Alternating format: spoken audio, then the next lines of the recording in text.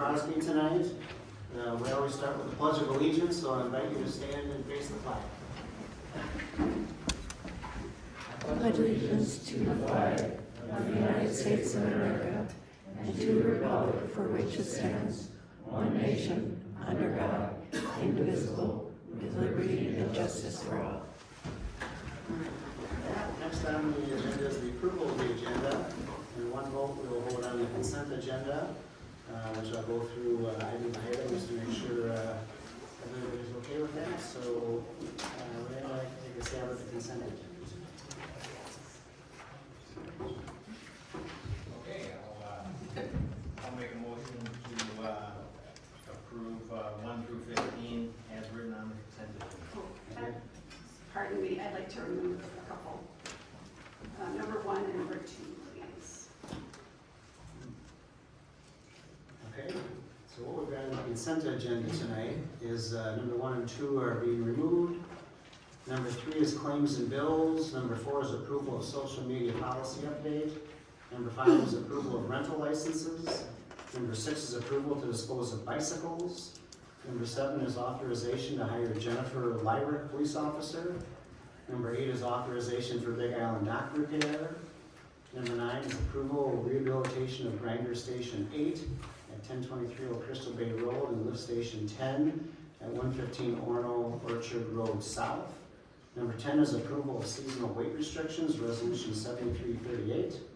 Number 11 is 2021 road maintenance project, final payment and project closeout. Number 12 is LA 22-51, Paul Taunton, 3600 Ivy Place, after the fact variances, resolution number 7339. Number 13 is LA 22-71, James and Julie Hillier, 1224 Briar Street and 1245 Arbor Street variances, resolution number 7340. 14 is LA 22-66, Brandon Boldock, 3365 Crystal Bay Road, variances, resolution number 7341. And finally, LA 22-67, number 15, John Byington, 1270 Wildhurst Trail, variance, resolution number 7342. Anybody, everybody okay with all that consent agenda? Okay, seeing nothing else, we have a motion with number 1 and number 2 taken out. Do I have a second? Second. All right, all in favor, say aye. Aye. No, that passes 4-0. Okay, I guess we'll just come to number 1 and 2, for Councilmember Benson over here. Yes, thank you, Mr. Mayor. Number 1, the City Council meeting minutes of January 9, 2023. This is something that's been a bit of a back and forth or ongoing issue. The first minutes that came back I didn't approve because there were inaccuracies, and the second one that's come out, it's kind of the same thing. There are several things in here that are not accurate, and so based on our work session, perhaps this is something where I don't know if the contractor's going to change or the processes are going to change, or it's just going to be up to council, as you indicated earlier, City Administrator Edwards, that we review those things, in which case that's fine, but there are inaccuracies, which is why I would not vote to approve both, this meeting note and also number 2 tonight. Do you have specific things you want inserted that we could help solve that problem? Well, specifically for January 9,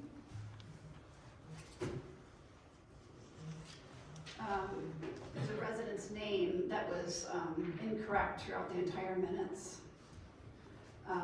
It was correct in the first revision, and now it's incorrect again. And at least one quote is attributed to the wrong person. I believe it was Councilmember Johnson that was attributed a quote that was Chief Van Isle.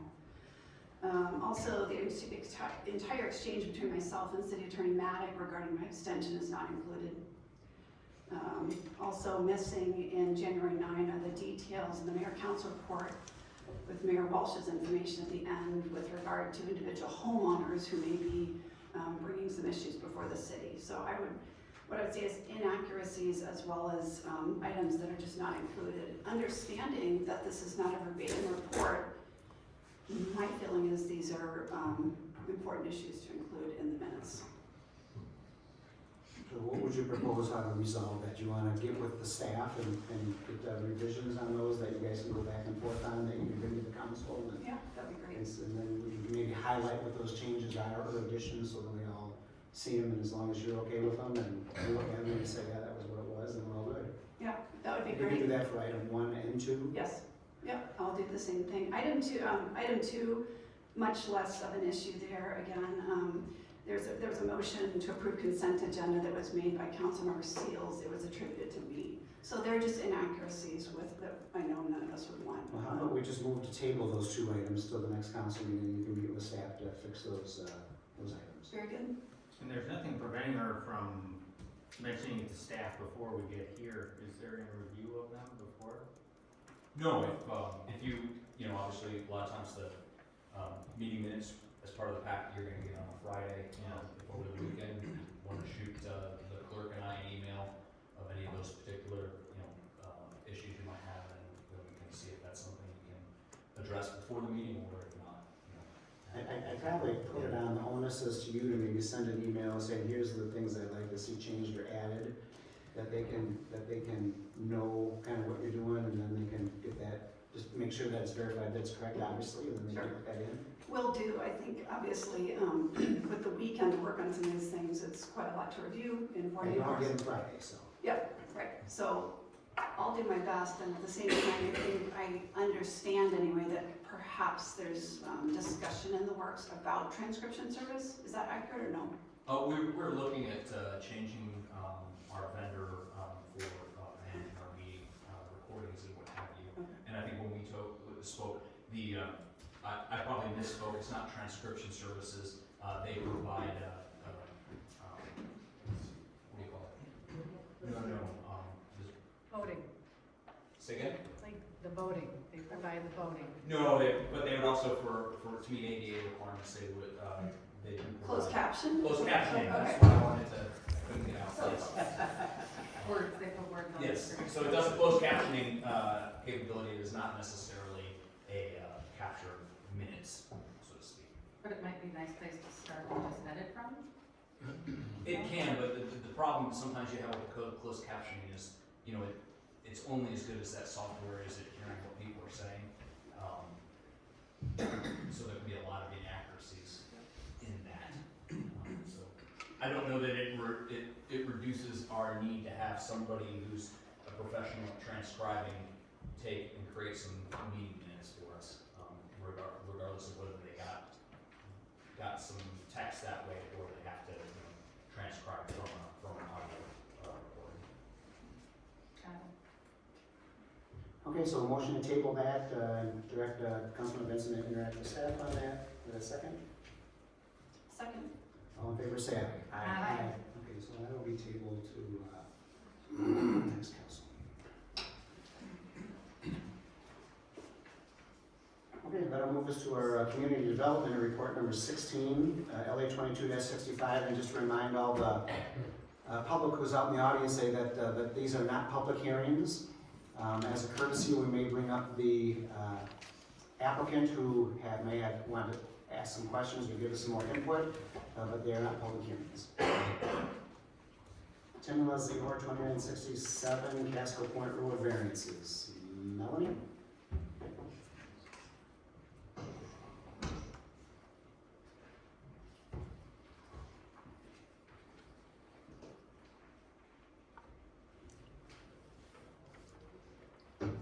Thank you. The applicants and their neighbors purchased the neighboring Swenson property between their properties with the intent of splitting it and splitting the buildings on that lot to add to their own properties. The applicants are seeking 2 variances from the recently adopted accessory dwelling unit performance standards in order to maintain the full functionality of the existing Swenson home to serve as an ADU, an accessory dwelling unit, for their home at 2967 Casco Point Road. They've requested variances from the minimum 1 acre lot area requirement, as well as the condition for the utilities to be combined between the 2 buildings. Their property after combination will be 0.7 of an acre in area. And additionally, because the applicant's home was recently constructed in 2020, they have new utilities which are separate from the Swenson home, and they would like to maintain that. In January, the Planning Commission heard this application and held a public hearing. Following the public hearing, the commission voted 4-0 on a motion to recommend denial of the variances. We did not receive any comments from the public on this application. Staff found no practical difficulty to support the lot area variance to permit the ADU on the property. The minimum acreage requirement cannot be met, therefore the property does not qualify for the ADU use. Staff recommends denial of the lot area variance for the ADU. The applicants are permitted to maintain plumbing facilities in the Swenson home with a restrictive covenant addressing the use as an accessory building with full plumbing facilities rather than a dwelling unit. Council should direct staff to draft a denial resolution for adoption at your next meeting. The applicants and the neighbors, the Abbotts, are here tonight. That's all I have. Any questions for staff? Is the applicant here would like to be heard? Anything to add or input, or? If you can say your name and address for the record. Leslie Orr, 2967 Castle Point Road. So we purchased our home in 2018. The Swensons, the long narrow part in between Abbott's are on the other side. Swensons use the home as a cabin. They're residents in Fort Lauderdale, so they only came around 4 times a year. We always had conversations with the Abbotts that if they were, Swensons were to ever sell, that we'd purchase it. The guest house originally was part of our property. Abbotts do not own to the road, partially because many years ago the road was in front of the homes, between the homes and the lake.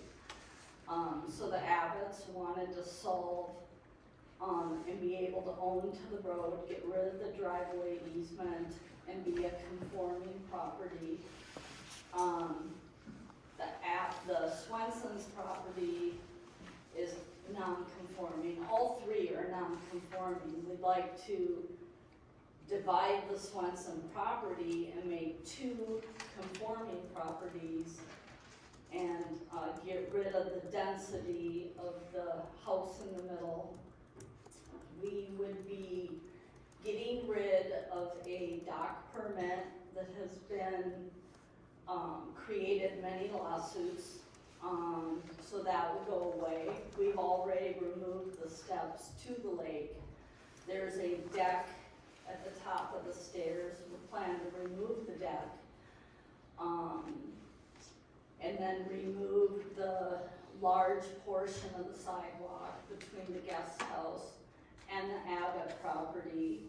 The Swenson home was like 32.5% hardcover.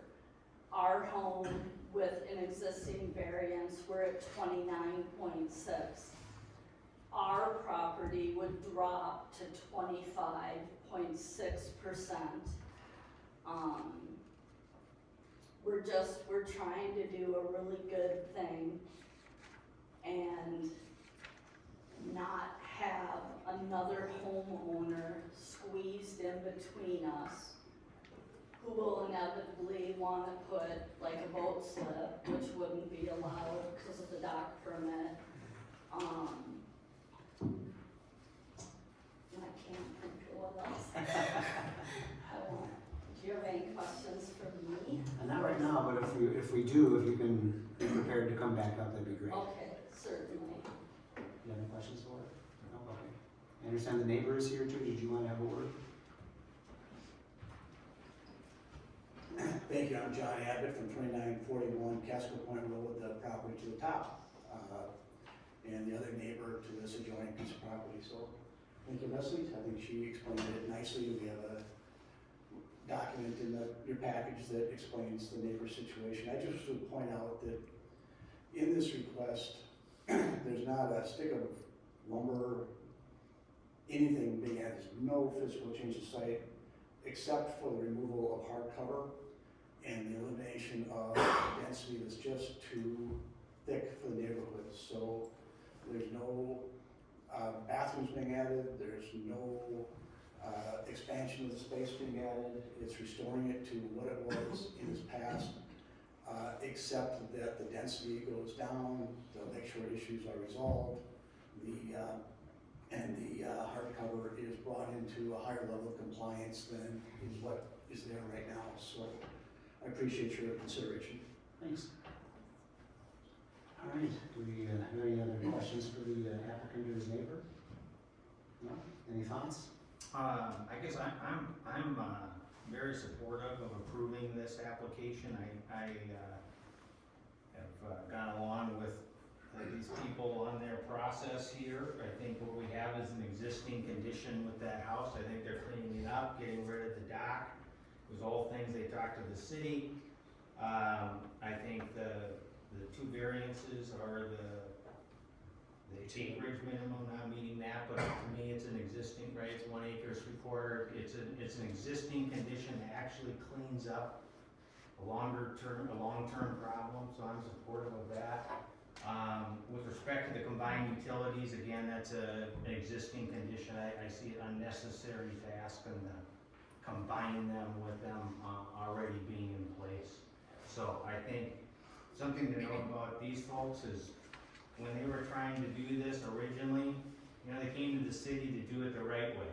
And that's what I respect about what they're doing, is there's probably examples of this out there, people are using it in a different way. By making it an ADU, it puts some restrictions on who can use it, I think that's a benefit to the neighborhood, neighbors are on board, so I'm in support of the application. And thanks again for bringing this, because this precursor to our ADU discussion to begin with. And I know when we put the ADU language and everything together with our city attorney, it was really more geared for new construction and very specific for if you're building this, it's gotta have this much. But as Matt said, this is an existing condition, you're cleaning up 3 lots into 2 lots. You're not really changing anything, you're actually solving problems. And so like Matt, I think the practical difficulty is that you do have an existing condition that you actually have that conforms to the neighborhood in general, but just not to the ADU, which is more geared for brand new construction. So I would be supportive as well.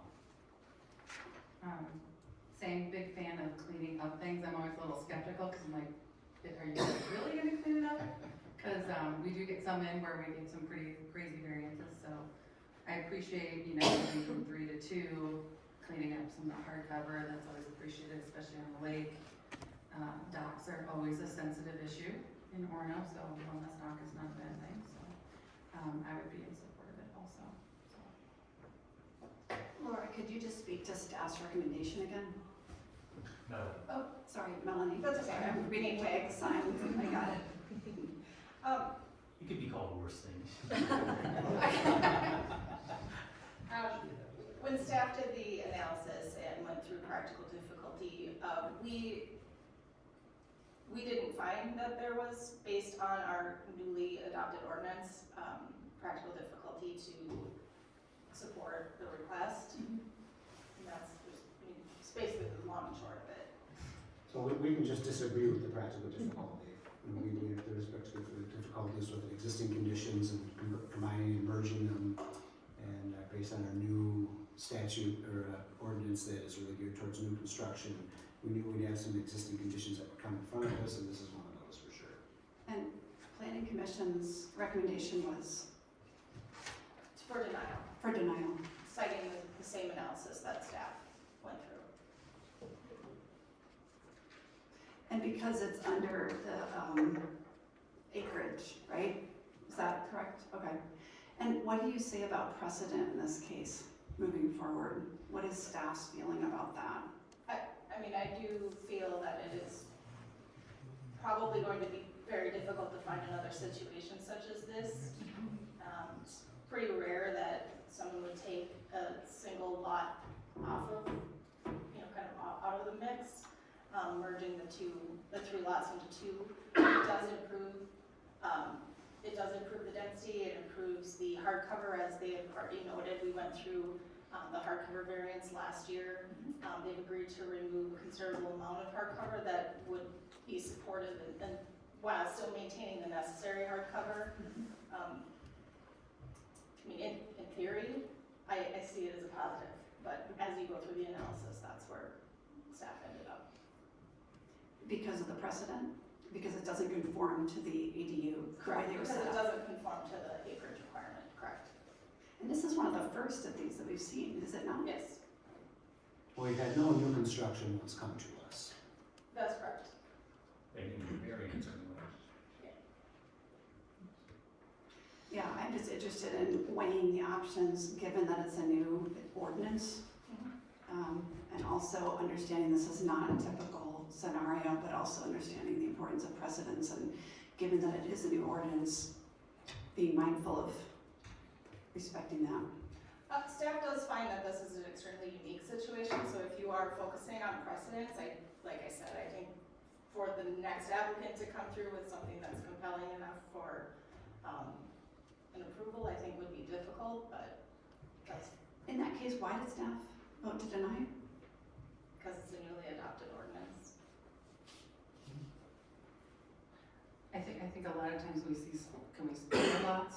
That's a very typical request, so to me, this is, going from 3 to 2 is a benefit to the lake and density, so that to me is probably where it kind of, sure, I mean, I can't tell you how many we've had, just ignore that zoning rule of 1 house per 2 acres, and so this is, I appreciate that, so I know it's a little early in our ADU process, so that's, obviously I appreciate staff sticking to the letter of the law. And did you say there's hardcover reduction here? True, yes. How much? I don't have that in front of me currently, but that was a variance the council approved in November. She's ready. I have it, do I say my name again? Just remind us again. yes. Leslie Orr, 2967 Castle Point Road. So the Swenson property was 32.5% hardcover. Our home is 29.6, which we got a variance for when we built it. By combining the old guest house back with our house, we dropped to 25.6%. So. Okay, thank you.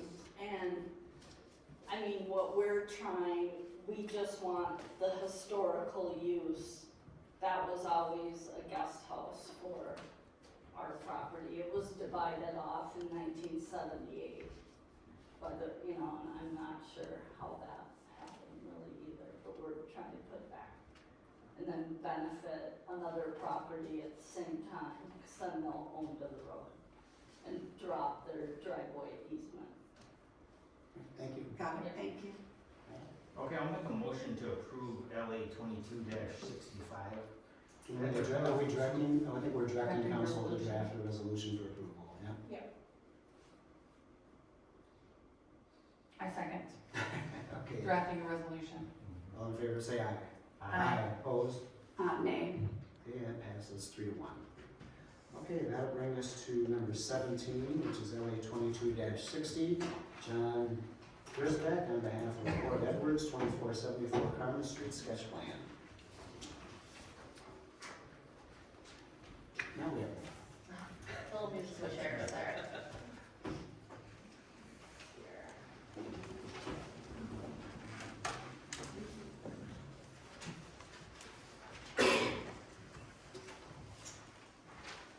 Let's see here. So tonight in front of you is a sketch plan proposal, and council has asked for some informal feedback to the applicant regarding the proposed plan. So 2474 Carmen has a street frontage on Shoreline Drive up here, and the lot is long and narrow with a lagoon that divides the land right in the middle right here. It also has an identified wetland on the property. The parcel, as it sits today, has about 1.6 acres of land above the ordinary high water level.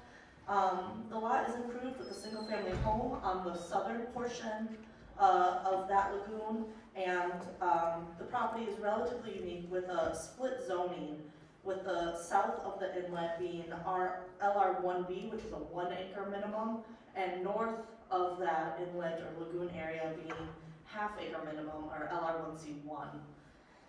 The applicant is proposing to split the lot into 2 parcels right down the lagoon or the inlet area here. to facilitate a new building site on north of the inlet, and the portion of the lot north of the inlet is heavily wooded and includes that wetland and some grading area that drops off of Shoreline Drive. Similar to an application in 2020, which included this parcel and the parcel to the east at 2480, the application contemplated a subdivision of those two lots, going from 2 lots to 4 lots. At that time, Planning Commission and Council were not in favor of creating any new non-conforming parcels. With that analysis from 2020, today the application, the existing parcel as it sits is non-conforming as relates to lot width. It's roughly 125 feet wide, where 140 is required in the LR1B district. And then as proposed, that northern parcel would meet the LR1C1 requirements of the half acre and the 100-foot width. The southern parcel would require a lot area variance. As proposed, it's 0.68 acres, where 1 acre is required, and a lot width variance at 125 feet in width, where 140 is required. So for this application to move forward, they would, 2 variances would be needed to create that southern lot area and lot width of a new substandard lot, and the northern parcel would potentially meet based on the information that we have today. Commissioners discussed requiring a shared access between this parcel and the parcel to the east at 2480 Carmen to limit access on Shoreline Drive and to work with that neighboring parcel. Overall, some of the commissioners did support allowing the creation of a new single-family lot of that northern parcel. One commissioner, Ruffler, noted he did not support creating a new substandard parcel with variances. Commissioners also discussed the potential for rezoning the area to be consistent with the neighborhood, as this is unique with the split zoning, to see if that resolved any concerns. Council should discuss if they are comfortable as proposed with the necessary variances for this application. Also should discuss concerns regarding the buildability with the area based on the wetlands as shown. This area right here is the called out wetlands in that northern parcel. Planning staff requests feedback to the applicant identifying those issues brought up. I am available for questions as you review this application. Any questions for Laura? Is the applicant here who'd like to talk about their application? And if you can state your name and address, that'd be great. I'm Scott W. Edwards, 2474 Carmen Street. Okay, thanks. Well, this is, we've presented this before, and I guess nothing really substantial changed, but except for we've tried a number of other configurations, but I think we feel like the simplest way to do this and the most natural way to do this is to split it in the middle of the lagoon. And the historical, going back these lots and the one at 2480, have always been thought of as 2 lots, really. Going back, there was even, I think, 2 different tax ID parcel numbers before the lagoon was dredged in the 60s, I believe. I would like to note that the wetlands that is designated is a technical term. It's really just a peat bog. There's no standing water historically on that area, but we did have it surveyed, I think 3 or 4 years ago, and that's the outline of the peat bog. And there is a curb cutout that has been existing for some time, going up to County Road 15, that splits the lot line between 2474 and 2480. So that has been existing for quite a few years. And that would be the proposed access driveway that would be used for the 2 lots. Our neighbor, Mr. Lewis. Any questions for the applicant? Okay, thanks. Okay, we'll bring it back here. Any thoughts for Laura, or the applicant on this? Well, I just think, the creation of the new lots and with variances is not something I'd support for a new lot. And I think we've stayed that way the whole time since this council's been going, is that we don't create lots that need variances, so I don't know if anything's changed. Maybe it'd be a good opportunity for an ADU, you know? Yeah, so I called staff earlier today, or Adam, and talked about 17 and 18 and was trying to understand what was different than when we reviewed it before.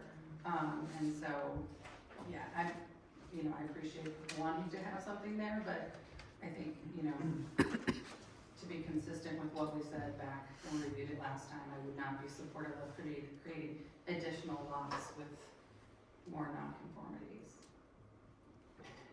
I'm in agreement. Okay, I don't know if you need any more feedback than that. So I guess I'll bring it to 18, if that might be the same conversation with number 18 with LA 2269 Brett and Amanda Larson, 2480 Carmen Street sketch plan. I can summarize my presentation a little bit more. And close. 1 second here. Presentations. All right.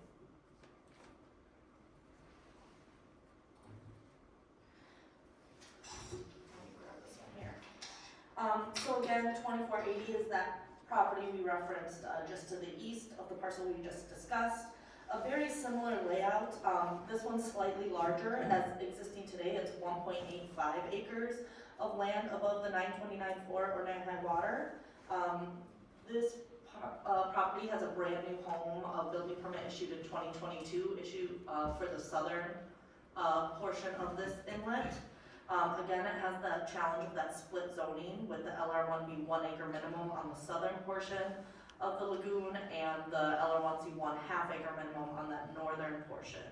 The applicant's goal is to facilitate a new building site north of the inlet, similar to the 2020 application. The northern portion is conforming as we see today, and that southern portion would be substandard to area, as the southern portion does not meet 1 acre in area. So they meet the width in this application, but just one variance would be needed in this sketch as proposed. A similar discussion by commissioners in that they commented on a shared accessibility for driveway access, concerns about creating non-conforming variances, also discussed that rezoning and the similar issues for consideration under a proposed variance necessary to create new non-conforming lots. Would the commission, or would the council support that? And you are directed to provide feedback to the applicant based on this sketch.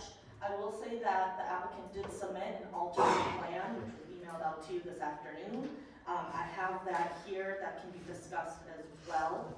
Can be brought up here. Sorry. Laura, can I ask you a question? Yeah. So the new construction on the southern Yep. piece? Yep. If they did divide it, would that new construction be conforming?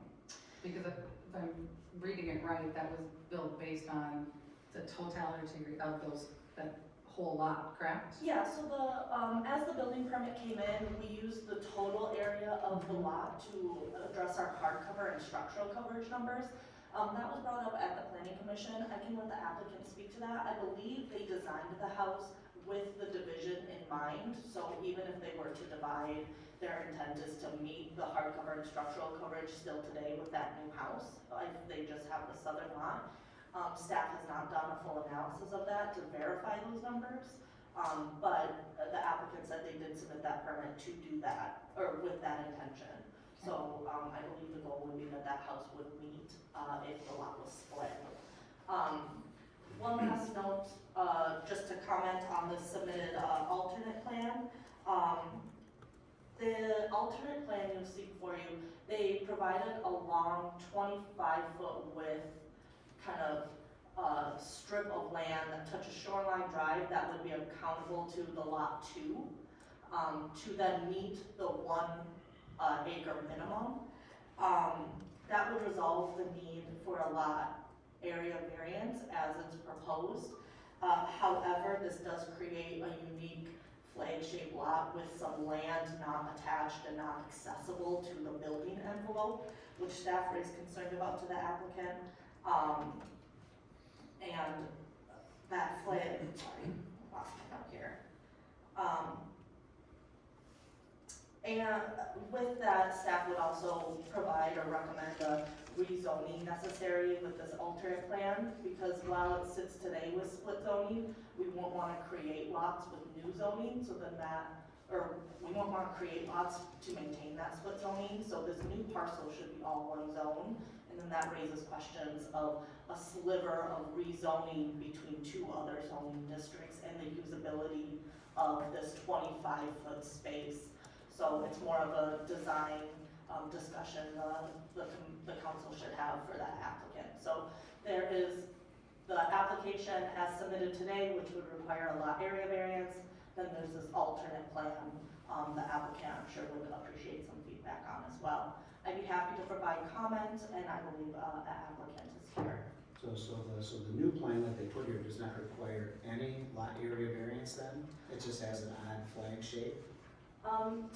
As we were able to review it, this was submitted after the planning commission, so it did not go in front of the planning commission for feedback or analysis. But from staff's review of it, it meets the lot area standard. And so no variance would be needed, but it doesn't necessarily follow the general guidance of not wanting to create flag lots or creating accessibility of this space to the building envelope because it's not contiguous in land with that lake. So it is a philosophical question for council of how you want to guide development for this area. Given that, is it possible to have planning commission take a look at this, since this is essentially a new plan, new proposal? Yep. Well, we're giving guidance, so if we give guidance that, for example, hey, if it meets everything, go for it, then they will bring it to planning commission to go through the process. This is just a guidance conversation. Any other questions for Laura? Does the applicant like to come and speak on their plan? Sure. You can state your name and address. Sure. Good evening. Brett Larson, 2480 Carmel Street, and I have Mark Brownberg with me as well. Who's that guy? Do you have your chair with a name on it? Okay. So, you know, as Laura was saying, well, our preference would be to split, you know, the lots down the middle of the lagoon. We are building a new home on the southern portion of the lot. We had the architect and the engineer and everybody design the home to fit within, well, the standalone if the two lots were separated from a hardcover perspective. We have setback coming at us from 3 different directions, so that was a limiting factor as well. So we were able to avoid needing a variance on that southern portion of the lot by tearing down the old home, moving back out of the setback, and then building within the permitted area.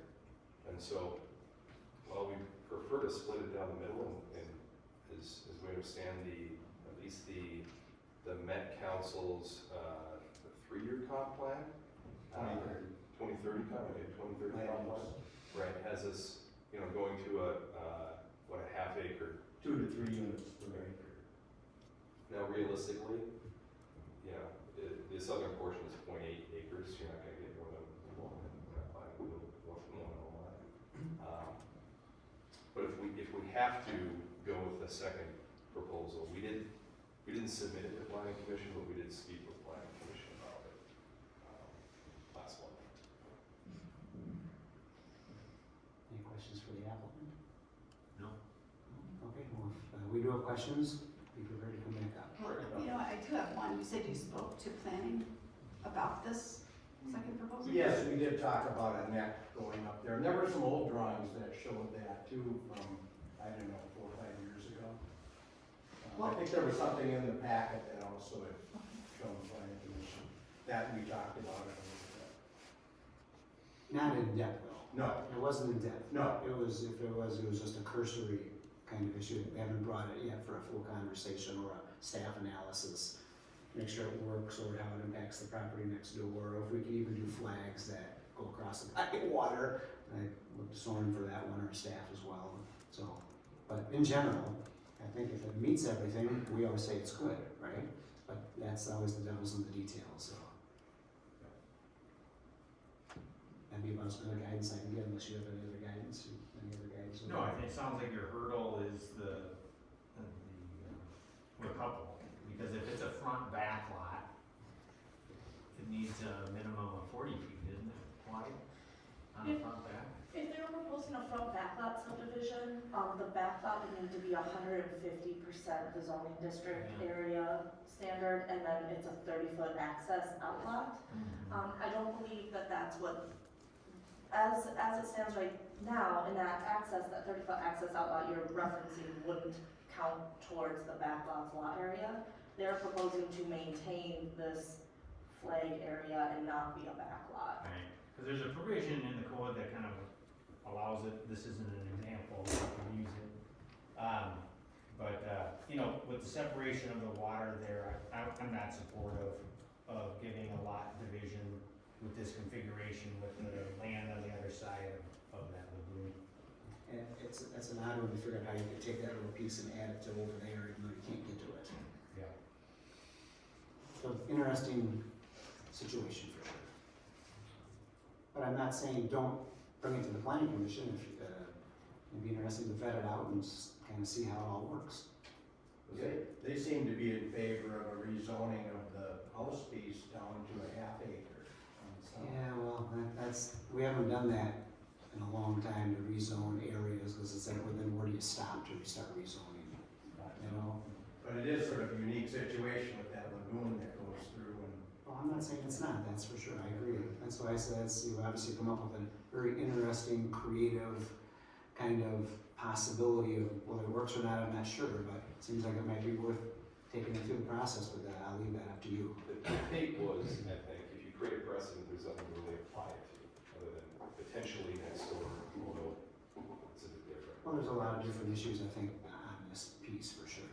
I mean, just splitting properties, having non-conforming lots, if they're not conforming, attaching a strand of land that doesn't attach to it, you know, you can imagine a lot of people say, oh, I'm gonna take that piece over there and count it as my property over here. And you can see lots of weird stuff, but not to say that that would be the case, but it brings up some strange possibilities. We saw this as a bit different than that because it is attached now, right, which is, I mean, it works now, right, and we're maintaining. Well, it doesn't work really right now, because you're trying to change it, I guess, right? Well, if this is, right, if this is an acceptable, situation now, having two lots separated by water, I guess is the thought. Any other feedback? No, I mean, I think the direction or guidance is correct. If you guys think it's worth a go, I definitely bring it back through planning. I don't think, looking at it right now, I would say yes. I don't love the idea of having like this weird L-shaped thing underwater.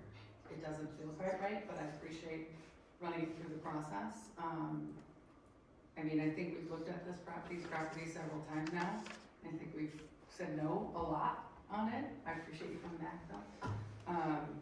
I appreciate wanting to put, more properties on the lake, but I also appreciate most Orono residents don't want more properties around the lake. They actually like that there's not a lot of properties around the lake.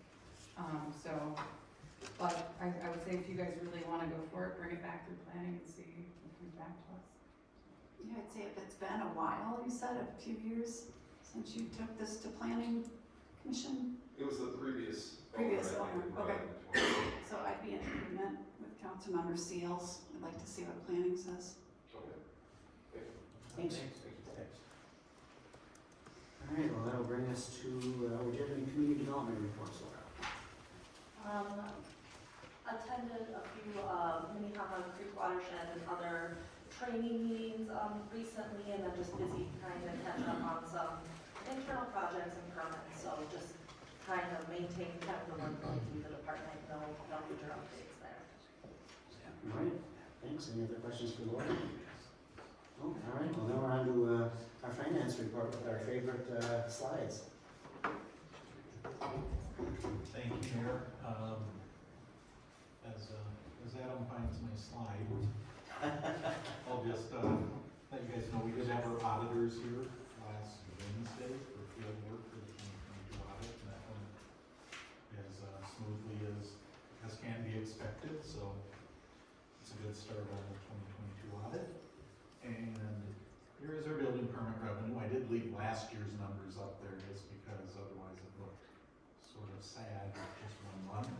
But the good news is you can see that January of 2023 was about 45% higher than January of 2022. Now, 1 month does not a year make, and you can see part of the reason I left those up there is you can see they can vary greatly from month to month, but they generally do follow a bell-shaped curve. So if we follow that same bell-shaped curve this year, it's the 1 month look is a positive site. That's really all I have for my report. Yeah, nothing seems to be slowing down, that's for sure. As we get closer to spring and warmer weather, it's just gonna get more active too. And I did see on, I can't remember if it was your report or Adam's report, that the auditors or whoever came in with the bonding rating companies affirmed our AAA bond rating, which is the highest you can get. Right, Moody's did reaffirm that. All right, thanks. Soren, city attorney report. I have nothing else for All right, we'll to the city administrator engineer report. I will remind everybody that these are not public hearings. We will be discussing these at the council, and we will be making, we will discuss them all in detail up here, and then we'll be taking actions on them, but they are not public hearings. Adam. Item number 19 is council action looking for guidance from the council on the establishment of the Orono Firefighters Relief Association. As you know, back in the fall of last year, the council passed a resolution stating the intent to establish a fire department. One piece of establishing a fire department is to have a relief association in place for pensions for firefighters. The creation of a relief association does require special legislation at the state, and therefore, if we're going to pursue the establishment of a relief association, we need to be engaging with the legislature now, if we want this to happen this year, so it can, the language can be written, and it can go through its appropriate committees, and eventually be decided by the legislature.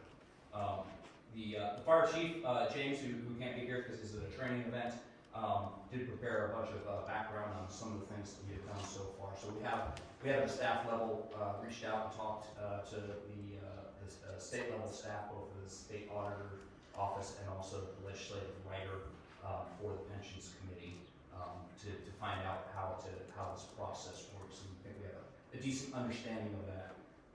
There are a number of steps that have to happen as we go through that process. In particular, engagement with our state level representatives, both in the House and the Senate. And so you'll note at the council action requested, there are really two parts to what we're asking. One is direction to the staff to make those interactions, those engagements with our counterparts at the state.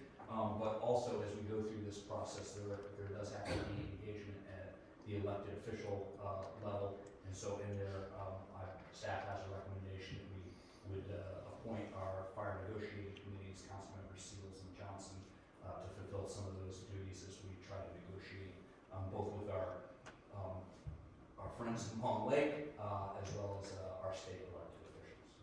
So, with that, I'm available for questions. Yeah, obviously, even just a little more history, just, we did make, those motions, obviously, to create the Orono Fire Department. We actually did make motions, obviously, to hire our fire chief, James Van Isle, there's a sign back there, but he's not here. And we did direct staff to set up the legislation to start being able to bring the pension funds over from Long Lake to Orono, which is required, basically we need to do when we hire the firefighters so they can come over. And that's pretty standard practice when there's new fire departments or changing the fire departments, and the wheels already been created. This is a little more specific because we did give a motion to do it before, but this motion is now to do it right now with the specific elected officials, the state and the local level. And it's just a process that we gotta go through, it just takes some time, and this is just we've just started the process, and we're kind of in the middle of it right now. And then obviously our appointed negotiating committees with Matt and Victoria that help staff manage that process and stay in touch with everybody through the legislative process to get that in place. It's a paperwork and legislative process, so I don't know if you have any more to add. No, I think it's It's very straightforward. something we just need to get started. Yeah, the only thing I would, to add to it is that, one of the things that the firefighters have had lots of questions on is, how do we know that, if we can't work out a deal sooner than later with Long Lake, how do we know that, we're taken care of? And so one of the, commitments, we've tried to make to them is that we do everything just to make sure that regardless of where things land, that they're set up and covered. And I think, through working with the state, what we've learned is that this process is longer than we'd like it to be. It's government, right? So in order to make sure that, things are not last minute and that we have time to make sure that it happens, that we have to start this now. So I'm obviously supportive of it, because, at the end of the day, they're super important to, the department and the community. So I just want to make sure they're taken care of. So. I have a question for City Administrator. What is the possibility, or is there an issue with doing this in 2024? Just as far as timings, if we want a relief association that's established so that we could potentially start recruiting and pulling firefighters in 2024, we need to be in a 2023 legislative session to get that through. Okay, so given that, I'm going to talk about my concerns. So this predates my time on council, but last fall in September 22, I know Orono Council passed a resolution of intent to establish a fire department. And then there was the purchasing of the ladder truck and then the hiring of a chief late in the year. And then in the beginning of this year, we spent about voted to spend about $192,000 to refurbish the ladder truck. And it's still undetermined as to whether or not or when this truck will be able to be used, given ongoing negotiation with Long Lake Fire. So, and we find ourselves here tonight dealing with what I call another administrative concern, or somewhat of low-hanging fruit, as it is paperwork, as it were, to establish a fire department for the city of Orono. And to date, despite the critical importance of this issue, there's been no presentation to Orono residents outlining why we're here and what are the viable options for service going forward, both quality of service, most importantly, and also cost. There's been no cost analysis. So this action to me seems to be premature, given that the city of Orono has yet to inform our residents about why we're moving in this direction of an independent fire district. So where I'm coming from is that until it's known that an independent fire district is the safest and most cost-effective answer to fire service for our city, the notion of making permanent change under what feels like a somewhat false sense of urgency to this relief association seems an unnecessary use of staff time. This action also sends a clear message that negotiations with Long Lake Fire are unlikely, and it also sets in motion a number of consequential actions and decisions that will move us further down this path that we're not certain our city needs to be on. So where I'm coming from with regard to this issue is I don't see any reason why this type of administrative requirement couldn't be tackled, and you did answer that, next year, if, and that's a big if, the city of Orono is still in a place where we feel an independent fire district is the best course of action for our residents. So I just want to make sure, so one thing is this is not permanent, so let's not use that word there, because what we're doing is setting up a mechanism so that our firefighters are supported regardless. So I think the word permanent's not quite accurate.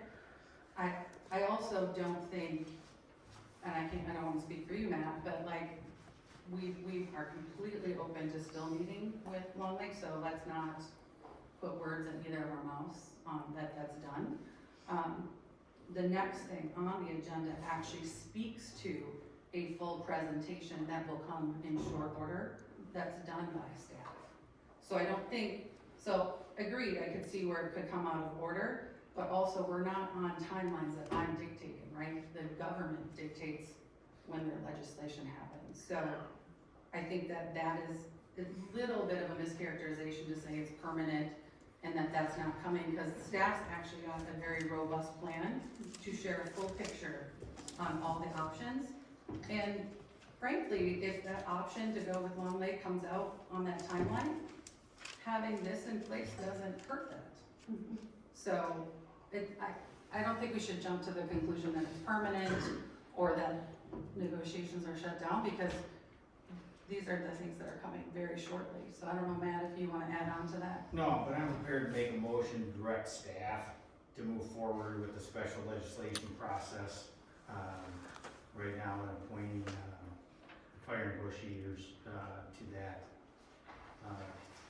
Victoria Seals and Matt Johnson. So the council action requested as written. Yes. I second. Okay, all in favor say aye. Aye. Opposed? Nay. Note that passes 3-1. Next is number 20, the fire department needs analysis. So item number 20, and point taken, we maybe could have put these two items in reverse order to discuss. The intent here is to get formal direction from the city council for a fire department's need assessment. Again, with the council action of last fall directing the intent to establish a fire department, and then the hiring of a fire chief to help develop what that future fire department looks like. The next logical step in that is that we need to complete a needs assessment. And our fire chief has already started working down that path, but prior to expending an inordinate amount of staff time in a direction that's not what the council wants us to do, we wanted to bring this to you.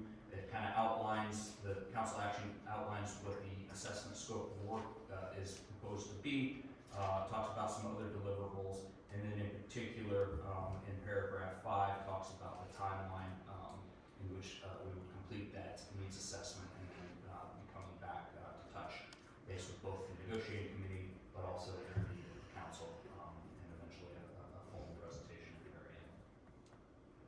Any questions? And for the group that can't maybe see the council action, we are proposing a timeline that would end at the June 12th council meeting with a final report presentation to the city council. Those intermediate steps, obviously. So you would have, so there would be a draft report May 22nd to city council, and then a final report and presentation June 12th. That's what you're proposing? Yep, so the way that we laid out the timeline is we would have some progress check-ins with the negotiating committee. We would then bring a draft of the presentation and the report to the council in a work session type environment to get some informal feedback on what we've got before finalizing the final one for approval or not at the June 12th meeting. So what I appreciate about this is that you've got a few check-ins in here. There's a lot of notice to not only council, but the community, so they can look forward to what's coming. I also appreciate that obviously Adam, you're involved, Ron, you're involved, and then James, so you guys will have a very robust presentation that compares all the different options on the table. Now pulling in Long Lake Soccer, which I think is important for that to be in there. I would encourage, I know Rich isn't here, but Denny, you, Elisa, and Rich, as you have questions, to definitely send them to, Adam, Ron, and James, so they can make sure that those are included in the actual presentation, so they can be answered ahead of time, knowing that you might not think of all of them until you see the first one, which is fine. But I think this is a really good step of getting that full body of work out to everybody. And, who knows how it'll shake out, right?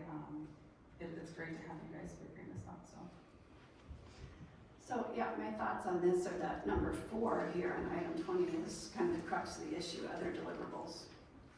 what it says is at the request of the Fire Negotiating Committee, the study will include cost comparisons of the various negotiating offers that have been proposed since negotiations began with Long Lake. And that's just the issue, is that we find ourselves in the position of moving forward in every way, both administratively and with procuring of equipment, without having done a most basic needs analysis and assessment of the financials. And to me, this feels akin to deciding to move to a new home without deciding whether or not you can afford it, and it's a good choice. So I fully agree that having a needs assessment is an important thing to do. I think this would have been appropriate a year ago or more when these discussions first started, because it's unfortunate from my perspective that with everything at stake, with our city, with fire service, with safety of our residents, with the firefighters, and with the finances involved here, that this type of work hasn't been done until now. So I'm in agreement with the needs assessment. I think it's coming at a time where we are running up against deadlines. And again, my hope is that the focus is on this number 4, other deliverables. Are you okay with the timeline, or is that too long, too short? No, I don't think, I'm okay with the timeline. I think the notion, given that we're in contract till the end of 2025, given the fact that it's just past the decision here to move forward with the state legislature, things are starting to bottleneck here. So the time to pull back and look at a needs assessment financially for the safety of our citizens is we're in that critical time here. Not to mention what we've talked about in past meetings, which was that when Long Lake did give a response, that we were at that time quite clear as a council that that was the time to open it up to the public, that was the time to really engage with our citizens, because those are the individuals that put us here, and those are the individuals that we answer to. So it was quite clear to me in meetings past that the time to open it up to the public was when Long Lake gave a counteroffer, which they did. So the needs assessment as it stands, I think, is a great thing to do. My preference would be that the focus, in large part, is on that financial assessment, especially with our director of finance on option A versus option B, or however you want to put it, going it alone, building your own department from the ground up, versus staying in contract with Long Lake partnership, however we do it. Because logically, to me, and what I've heard from residents and constituents I've talked to, is that it's not clear that we do have an option. It starts to feel as if we've moved down the road so far that we're not able to look at safety and finances from an objective point of view, and to take our time doing it, because this is obviously a critical issue and one that I don't feel in any way comfortable rushing. So to answer your question, which is a good one, I think I have no argument with the timeline, but I'd like it to not put us in danger again of being in a place where we're stuck. And I'm not, I think when we've talked to Ron and Adam and James is, we've asked them to really, uncover, pull back all the rocks, make sure that it is a very thorough cost comparison, and make sure that they really look forward to, and this is why James is an expert for us, is what does fire service need to look like for the city of Orono, right? So what does good fire service look like? So what should we be paying? How should we be staffed? What would duty crews look like? So all those things, instead of having, what you don't want is us creating a PowerPoint, right? So, the goal is that that's what they bring to us. So I think regardless of whether it should have been last year, last week, the question in front of us is, and I believe this is what you're asking is, are we comfortable with this timeline and these deliverables? And I would say yes, please, and I can make a motion if that's what you're looking for, to make it go. So I would make a motion to approve the fire department needs assessment, deliverables, and timeline as written in the document. I'll second that. All in favor, say aye. Aye. Opposed? No, that passes 4-0. Okay, we will bring us to number 21, which is the 2022 Hamilton County Youth Sports Grant. Mayor, members of the council, last fall, the city council passed resolution 7305 requesting Hennepin County Youth Sports Program consider us for a grant of $200,000 for a project to provide pickleball courts and, more importantly for the grant, youth hockey facilities. That grant would have been for monies to use in the 2023 construction season. 2023 construction season is rapidly approaching, and we are currently noticing, and Hennepin County has noticed, that there have been some delays in fundraising, and there may still be some questions about the end state of these facilities and this project. We've had a number of staff-to-staff discussions with Hennepin County staff, grant staff on this, and so based on the uncertainties, what we're recommending is that the city council authorize staff to pull the grant application from contention for this construction season. We can, of course, then resubmit for future construction seasons once we have a more finalized plan that's less contentious. You know, I think it's a smart play. I mean, our goal is always to be upfront with the city or the counties that we're applying for grants, because we apply for grants all the time with all our different parks, and so it's a multi-grants and multi-facilities, and we have another big one that will be coming up for sure with the Hackberry, and I see one of our guys who's going to be helping run that process, because we got a whole bunch of stuff going on there, Gordy. And so I think it's the smart thing to do at this point, because we obviously it's taken us some time to get through the process. It's hard to raise money when you haven't got through the process yet. So I think that's a smart way to go.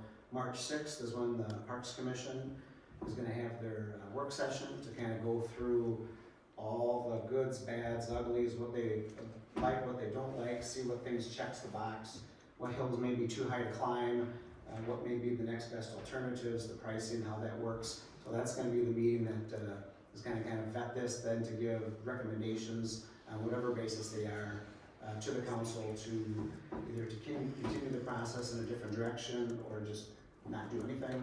But that'll come through the March 6th if anybody's interested from the parks people that are here for that option. But I think it's the smart play to pull that right now, because we're a little bit behind in the time frame, and we don't want to take money from somebody else that could be in the process and get the money that's ready to go. Well, I think that makes sense, yeah. I mean, it's a large amount of money, so I'd hate to see another Hennepin County city not get awarded that and us get awarded it and not be able to use it. So, and I also would, not like to see future requests looked at differently, like for example, Hackberry. So I think it's smart. Again, March 6th, I mean, Parks really needs to kind of vet out. I think there's obviously an interest in pickleball. I don't know if the location is ideal. I've heard both sides of the coin. But really that's where that conversation should go, happen. I think from my understanding from the Hennepin County grant, it sounds like, and tell me if I'm paraphrasing this right, if we didn't have hockey there, the grant really wasn't as viable also. Is that true? Correct. So the grant we're specifically going after was a youth sports grant. And pickleball is not considered youth, is what you're saying? They did tell me on the phone that pickleball is not yet something they categorize as a youth sport. And so, the youth hockey very much so. So that was kind of what that grant application was resting on, was that youth sport component. So, yeah. Okay. Well, hey, if you move that brush site, you could put pickleball over there. Although there are youth who play pickleball. They do it at the high school, so, yeah. So, yeah, I think it makes sense to pull it. Is that a motion? I would make a motion to authorize staff to request our grant application be removed from this round of consideration. Second? Okay, all in favor, say aye. Aye. Opposed? That passes 4-0. Okay, we're in public comment section. This is an opportunity for the public to address the council. Council will not engage in discussion or take actions on items presented at this time. However, the council may refer issues to staff for follow-up or consideration at a future meeting. Speakers should state their name and hold address and city before speaking. And you have 3 minutes, and Anna will be keeping the clock. Thank you.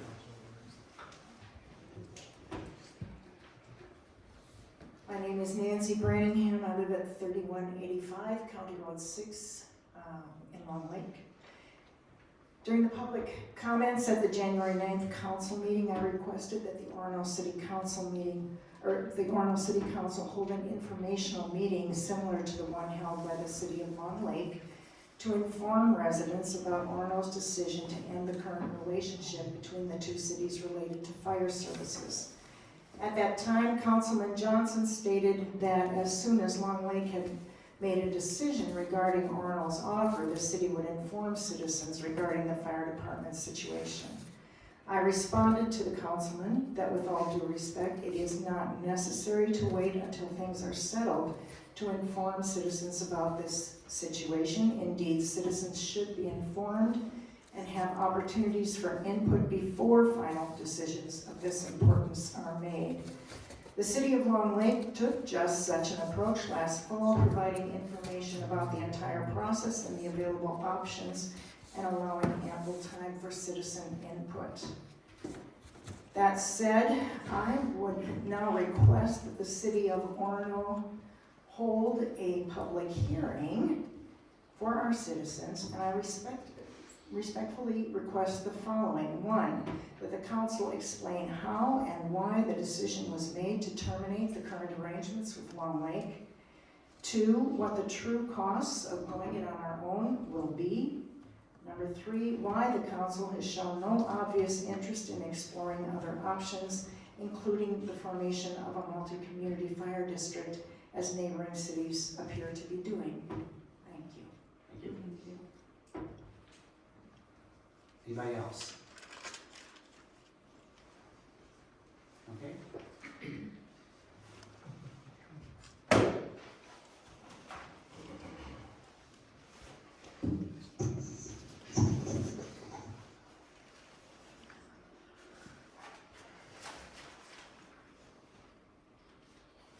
Brad Erickson, 2485 Independence Road in Independence, Minnesota.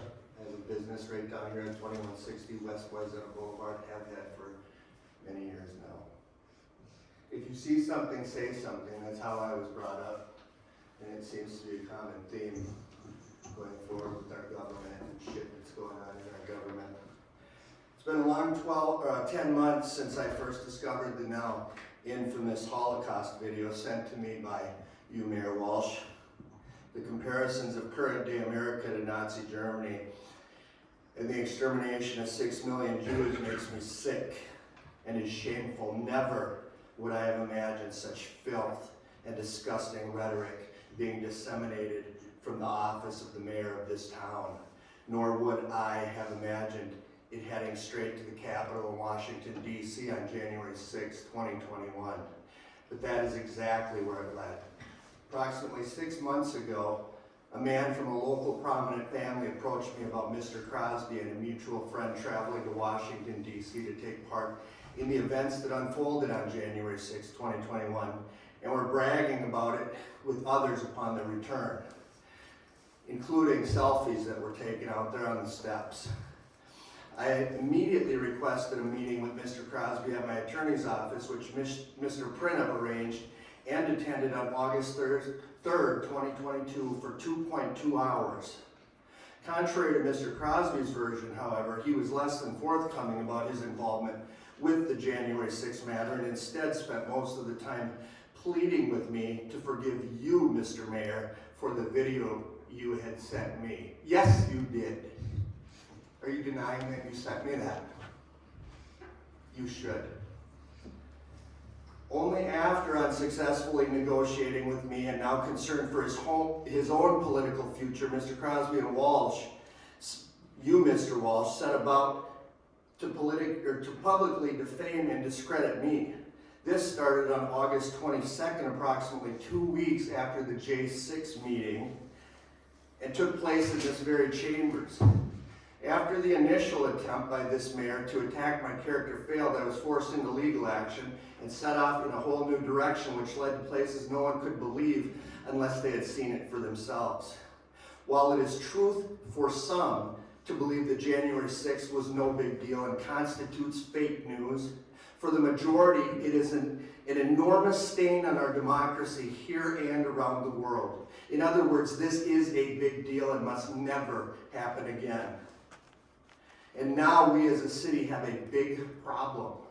An elected official that sits right there who was part of this. How big a part? He won't say for sure. Hey, Well, Mr. what Erickson, your time is done. If you can please take your seat. I'm not done. You are done, so it's time to take your seat. What we do know We are not- is he provided aid and comfort to the Proud Boys. What we do know is he was out We there. don't have special rules for you. Circus is done. Now it's time to sit down. This is a We don't federal have special deal. rules. You got 3 Do you have minutes. special rules? Now, appreciate the process. You have your 3 minutes. Now sit down. Everybody else is here. If you want to get on to it. Mr. Mayor. Mr. Need to Erickson, come it's clean. time He, to this sit is the down. 4th time he has not been here. I've been trying to address him for 8 weeks. Well, look at the After camera. he attacked Should I do this me. for the camera? I mean, sit down. You've yelled enough. Your circus is You done. guys Sit knew in down. 2020, right here. You Sit guys knew about down. all this shit. His employer knew about all this shit. He used his position Mr. right Erickson, there, right sit here, down. to crowdfund for these You're clowns. embarrassing yourself. I'm the Sit clown, down. I'm an embarrassment, You're you're an embarrassing embarrassment, yourself. Mr. Walsh. Sit down, Brad. You're a Because I've clown. come here to see you yell. Deal with this. Have a seat. When are you going to deal with this? All right, we're gonna move on to the mayor council report now. This is for Mr. Crosby. I Councilmember spoke with the Benson. person he went out to the January 6th deal with 2 weeks ago. A lot of interesting stuff, if you care to hear about it. Your time is over. Yeah, he planned it. Your time is over. He was there. I have some public comments. Okay, you like to look, but if you've already been up, Hush. No, I was just going to ask if you would allow other public comments. yeah. Maybe people Now want to that, know well, about would this you, shit. would you let Finally. somebody else talk? My goodness, come on. Yeah, you should start That's talking. beyond rude. Chelsea Weidrich, and I actually don't need to give my address. However, I've been watching the meetings. You don't live anywhere? I said I don't have to give my address. Well, we ask you to state your name and address for the record. I don't care, I'm gonna need time back if you keep interrupting me. Okay, you can have your time back, The but would way you ask that me to state you your name act and when address? people are trying to talk to you and address you guys is ridiculous. Is there some reason why you're not gonna give us your name and address? That's kind of a requirement, I don't then, need then go and have a seat, please. No, If you're not gonna I've obey got a the, little bit we of have, we have rules here at the city council. that's fine. If you don't wanna follow the why should rules, I? then you can sit down. I have something. to Respect the from your rules, statute. tell us who you are. So can you? Respect the can you shut rules up and for a tell, minute? no, I'm not going to, and You you're very act like rude. you're above everybody. No, but we and you have put rules in the everybody city down when council. You're the real clown. We have rules in the city council. Here's what You I'm should gonna say. follow the That's fine, rules. that's fine, you can keep talking. We So, have rules of, In your words here, all the duty of candor, we it have says rules. formal or Are you informal afraid to, communications are you afraid to state your name and address? between the person, any person, Are or you council afraid member, to the state agent of the your board name? is a duty. There's If obviously each a person- reason why you're not stating your name and address. Are you Because afraid because- I don't have to. Well, it says if you're gonna come up, we require you to state your name and Hear what address. you require. Well, then sit down. No, I've got 2 minutes left. No, you don't have any time. Anyway, You should sit down. it says that each member or agent of the board needs to act in good faith and with complete truthfulness, accuracy, and disclosure and candor. You have not done that. I've been watching. Truth and candor, you won't even tell us your name and That's address. fine, I don't You need don't to. even tell us who you I are. don't care. Obviously, you People don't have been care. asking And you are questions of beyond you rude, and you're coming to our city And council who can't with show up members to of our the city, meeting. Better and you talk, will for not Christ's sake. state your name and You're address right to to follow our talk. rules. I live in Independence, Minnesota. How's that? Why do Okay, you, why and do what's you your need my name? address? For the record, we I need your said name. Chelsea Weidrich You is my live name. in Would you like Chelsea to City spell it? in Independence, Minnesota. Yeah. Okay, thank you. Very good. Now, did you hear anything that I just said? Chelsea, Probably not. Chelsea something Because about in Independence, your own Minnesota. rules, it says that when asked a question, you have to act in truthfulness. All of you do. But questions have been asked, and you just don't answer them. You guys have your own agenda, and you just sit and roll your eyes at people and call them names. You have no right to do that. People want to know what's going on. We want answers, and we expect you two both to give answers. Thank you. Okay, we're done with public comments. I'm not sure what's in the water in Independence, Minnesota, but Oh, kiss my ass. well, there you go. There you go. All right, Councilmember Benson. Not sure what's in the water in Orono to make you act with that. Again, laugh. Can I make a public comment? No, we're done with public comments. I'm sorry. Can't do that, people get Yes, shot. no, I'm done with public comments. You don't do that. I ruined the meeting. I've canceled public meeting. If you guys are gonna come up here and yell and not give your name and be rude, Nobody's yelling. okay? You want answers? No, we're not doing it. If we want What to a shaking shit little bastard, can't even show up to the damn meeting. He goes after me and I haven't been able to talk to him in 8 weeks. We need some transparency up here. You know what these assholes were doing? You don't know. I don't give two shits, they don't follow the rules. I would respectfully request that you allow the gentleman who asked for a chance to address the council to do so. We've closed public comment. It's a If public people want right to to behave, comment. if people want to behave and come up and talk Maybe he's on their appropriately, side, let then him maybe, talk. otherwise maybe we will just cancel Look the at all the agenda. rules, how is that not appropriate? Well, maybe you should look up the rules. Was reading. The right from rules? Okay, Councilmember Benson, we're on to mayor and council report. Follow your leader, brother. Follow your leader. I'm leaving that with you. Clown, you guys wanna see a clown? You wanna see what a clown looks like? Wanna see what a clown looks like? Well, besides him, and I'll leave that with you too. Oh, they were really good at crowdfunding. You didn't even take a full day to raise over $10,000 for that Proud Boy member out in DC. And here's him using his platform, his position. Right, what else? Okay, now you're continually interrupting our We meeting. did this, it didn't get on the camera last time, so, you know, that one there, and then this one here. I'm done with this shit, brother. I got, you know, my season's gonna heat up too, and I got other stuff to be doing. Connie Sylvester, you should look her up too. And, there's him with that picture with the hearts with the Valentine's picture. Crowdfunding from this area right here for the Proud Boys. This could have been Okay, stopped motion to adjourn the before meeting. January 6th. I second. All in favor, say aye. Aye. You Motion, stop. meeting's adjourned. Thank you. They Meeting's told adjourned. you. I say nay, I, You know, if you want to figure it out. no, it just, We've adjourned the meeting. I wasn't given a chance to give my, Well, I'll shut up. we've adjourned the meeting. You can't handle the truth. If you're gonna be that rude, come to our meetings and I'm just not yell. She's with me. You are rude. Yeah. You have no idea. We already adjourned the meeting, so. This is normal. It's normal. Sure. Were we using city money for that shit too? Did we send him out there? Who sent him out there? Give me a travel like a tag. My behavior, I'm asking questions, and nobody wants to answer. Well, if he would let me talk, he could have heard what I have to say, so. Here, these are the people that let me know. That's my money. Yeah, and I have things to say. You split this. I tried, and he would stop talking to me.